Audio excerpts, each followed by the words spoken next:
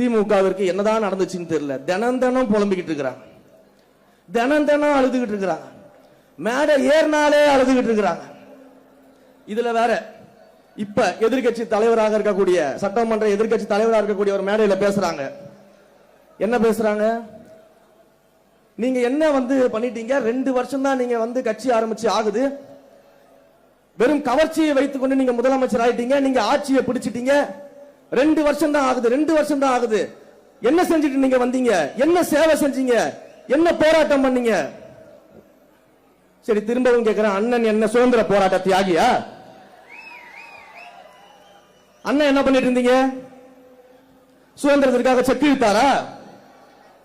காந்தியை போல கதராறு அணிந்து கொண்டு இந்தியா முழுக்க பிரச்சாரம் பண்ணாரா? சுதந்திரத்துக்காக அகிம்சை வழியில போராடினாரா? இல்ல மாபெரும் படையை திரட்டி நேதாஜி சுபாஷ் சந்திர போல போரிட்டாரா?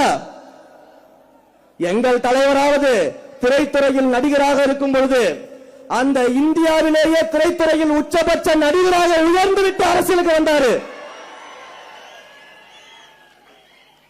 அண்ணன் அப்படி என்ன சாதனை பண்ணிட்டு வந்துட்டீங்க? எப்படி நீங்க துணை முதலமைச்சர் இருந்தீங்க இதுக்கு முன்னாடி? அப்ப யாரு யார பார்த்து கேள்வி கேட்கறதீங்க?